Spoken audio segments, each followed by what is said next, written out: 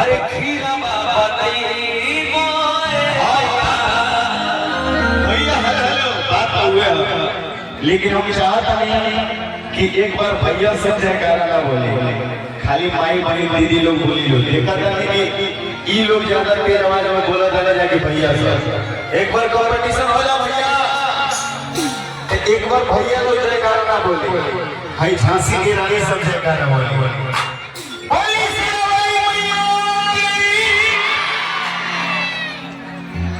ना अबे गुजरात का छुरछुरिया बोल रहा होगा, छुरछुरिया ना बोला और फिर बोलेगा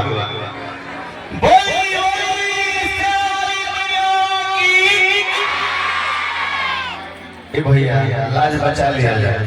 अब देखने वाले भाई सब कितना तेज बोल रहे हैं, रोना समझ बोल रहने जितना है भाई लोग जो हमारे टीम भाई लोग से हाथ आने की जोरदार जय करा होगा चाचा, लाज बचावे के ठीक बा एकदम खुल के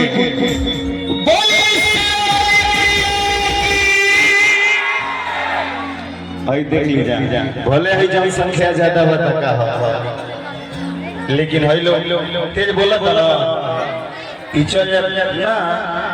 अच्छा तो ठीक बता लगा के ध्यान से सुने जाए भैया, और तनी तनी जोश में जोर लगा के बोली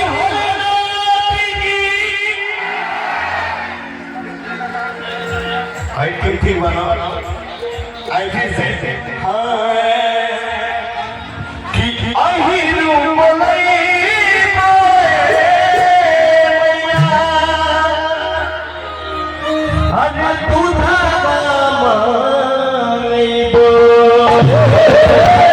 और पूरा पूरा हाथ उठा के सब क्यों हाथ उठावे और दुर्गा माई से ये कुछ मांगना चाहता है या आरोग्य सोना उठा के जाल लगा का हाथ उठाइए पूरा पूरा।